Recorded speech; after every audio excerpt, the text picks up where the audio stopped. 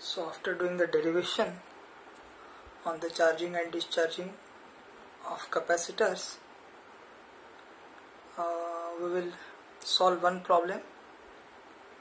Remaining problems I will not solve right now because it contains some concept from Kirchhoff's current law, Kirchhoff's voltage law that I have not taught you because it is there in the current electricity.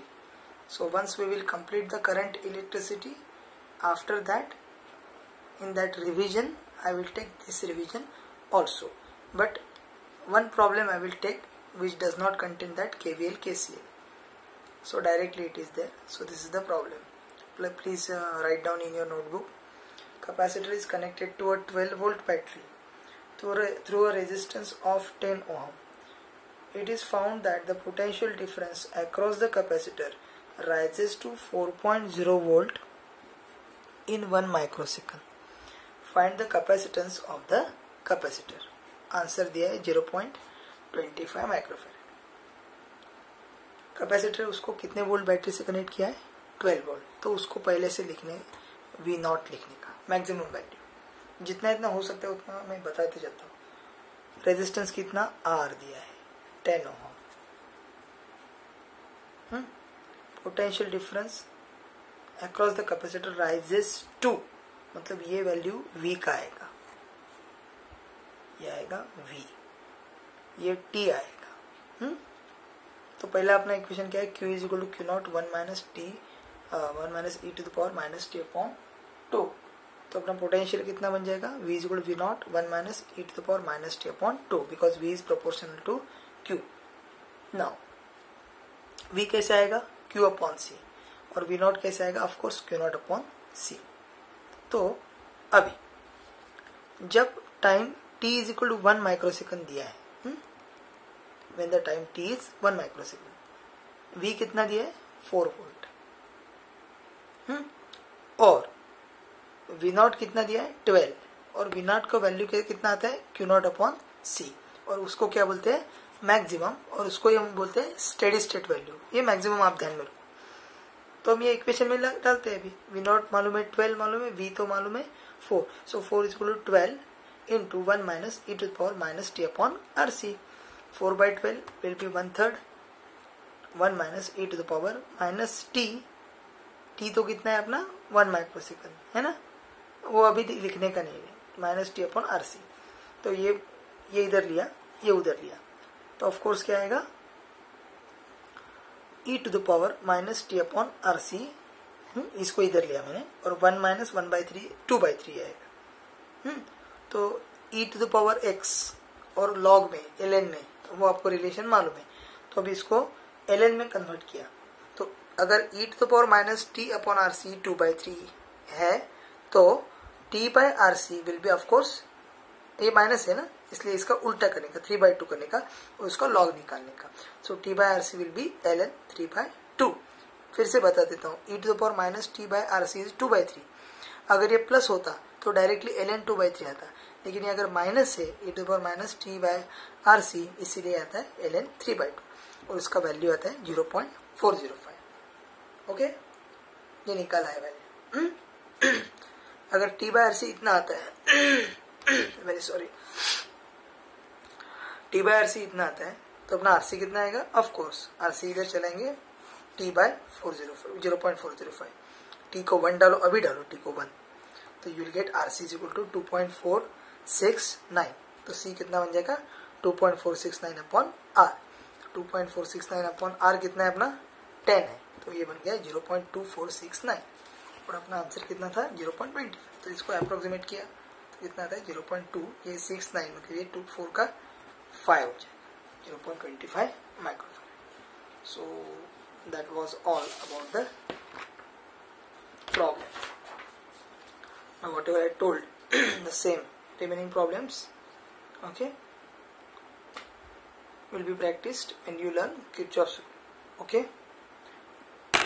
Now the point is that students want revision. General revision. तो मैं क्या करता हूँ बेटा, आज तो ये capacitor लिया है ना, so I will continue with the capacitor only, and tomorrow if I will get time in the last lecture, some revision I will take for whatever I taught in first. Okay, तो आपको क्या क्या revise करना है? पहले revise करना है series and parallel.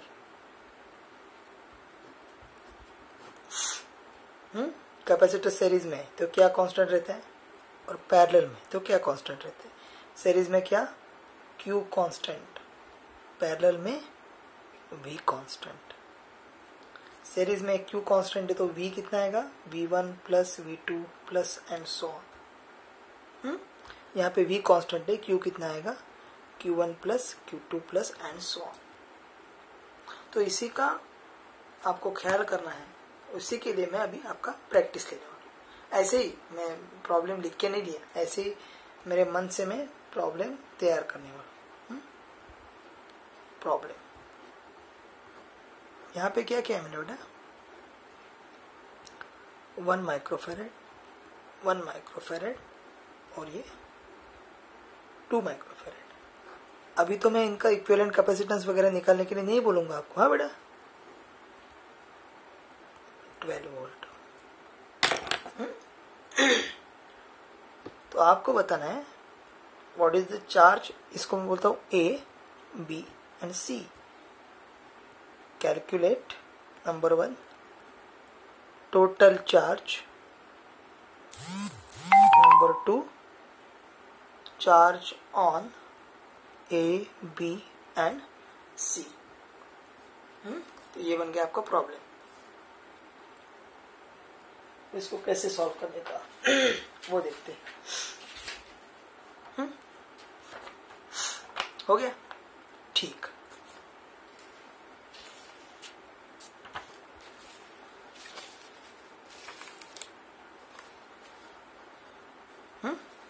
क्या क्या निकालना है? टोटल चार्ज और charge on A, B and C. पहले total charge. Q total will be Q is equal to CV. C मतलब C total, C को क्या बोलेंगे? C equivalent into V total. ये तो सिंपल है. तो इनका इक्विवेलेंट निकालते हैं डायरेक्टली. अभी डायरेक्ट करने का 1 1 दोनों भी पैरेलल है, मतलब ऐड करेंगे उनको. 1 1 2 माइक्रोफेरेड. अब ये 2 और ये 1, 2 1 जा 2 अपॉन 2 प्लस 1 3. सो आएगा C इक्विवेलेंट 2/3. V कितना है? 12. 3 4 जा 12. 4 2 जा 8. और ये माइक्रोफेरेड है तो ये आएगा 8 माइक्रो कूलम. आ गया बेटा? ओके. तो टोटल चार्ज मेरे को मिल गया 8 micro coulomb. Q is equal to 8 micro coulomb. अभी ठीक से देखो, ध्यान से देखो. मैं क्या बोला? सीरीज में Q कांस्टेंट रहता है, पैरेलल में V कांस्टेंट और Q डिस्ट्रीब्यूट होता है. तो ये दोनों सीरीज में, ये और ये, तो ये दोनों का मिला के जो चार्ज होगा उसको बोलता है Q डैश. तो ये भी सीरीज में चार्ज कांस्टेंट रहता है, तो ये भी कितना हो जाएगा? Q dash. ओके. और वो आपका कितना आना चाहिए? जो मैंने निकले Q, that will be total charge. अभी यहाँ पे जो मैंने A और B निकाले है, यहाँ पे इसको बोलता हूँ Q1, इसको बोलता हूँ Q2. लेकिन ये करने का ज़रूरत नहीं है. अगर चार्ज Q डैश है तो यहाँ पे 1 1 है तो आधा आधा डिस्ट्रीब्यूट हो जाएगा. नहीं तो आप Q is equal to CV का फॉर्मूला यूज करके निकाल सकते हो. तो यहाँ पे चार्ज कितना आएगा? इससे आधा. तो इसके ऊपर आएगा 4 माइक्रोकूलम, इसके ऊपर आएगा 4 माइक्रोकूलम. आगे जाके अगर उन्होंने पूछा आपको कि व्हाट इज द पोटेंशियल, तो पोटेंशियल कैसे निकालने का? वेरी सिंपल है. पूरा दिया कितना है? 12 वोल्ट. यहाँ पे कितना है? 2 माइक्रोफेरेड. इसका कितना बनता है? 1 + 1 2. तो 2 2. तो पोटेंशियल भी कैसे हो जाएगा? अगर चार्ज सेम है तो पोटेंशियल भी आधा आधा डिस्ट्रीब्यूट सेम हो जाएगा. 6 और 6. This is the logic while we solve the problems on capacitors. अभी और एक लेते हैं। बैलेंस डिस्टेंस नेटवर्क का मैंने सॉल्व करके दिया है किसी को, अगेन वो मैं नहीं सॉल्व करने वाला। तो वो आप देखो, इट्स ओके।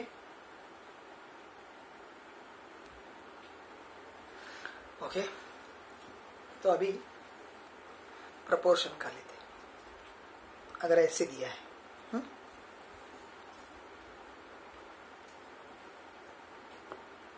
1 2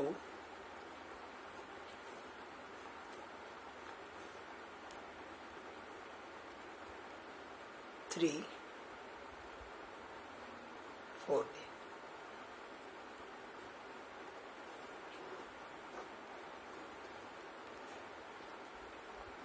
12 वोल्ट सब निकालना है। चार्ज और नीचे कैपेसिटर, टोटल चार्ज। तो पहले एक एक निकालते हैं। पहले ये दोनों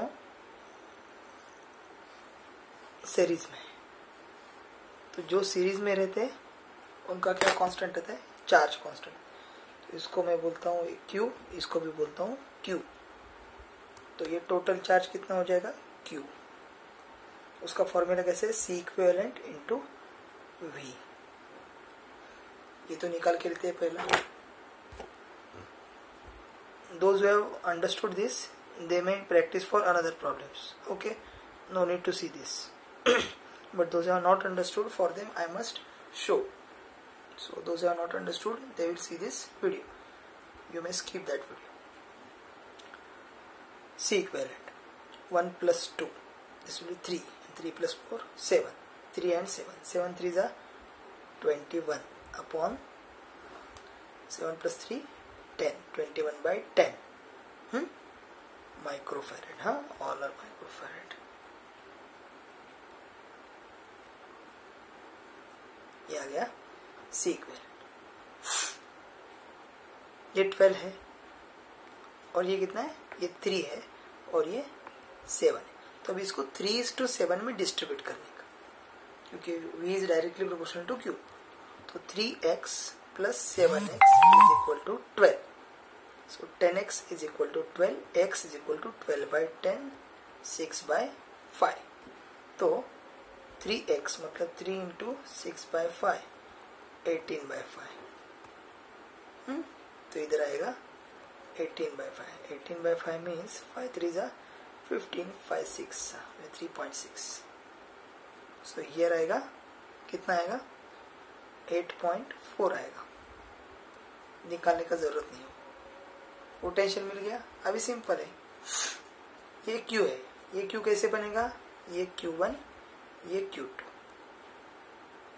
ये Q, ये भी Q1 डैश, Q2 डैश। ये चार्ज लेकिन अलग अलग हो सकते हैं। अब ये 8.4 है। तो यहाँ पे निकालने के लिए Q1 कैसे निकालने दिखा दो आपको। Q1 will be C 3 into V1 कितना? ये 8.4, 3 इंटू 8.4, 3 4 जा 12, 3 8 जा 24 प्लस 1 25, 25.2 माइक्रोकूलम। Q2 कितना आएगा? वैसे ही 4 इंटू 8.4, 4 जा 16, 4 8 जा 32, 33, 6 plus 2 8, 58. सॉरी, यहाँ पे मैंने कुछ, यहाँ ये कैपेसिटी निकाली ना। तो अभी Q कितना आएगा? 21 by 10 मल्टीप्लाइड बाय V कितना? 12।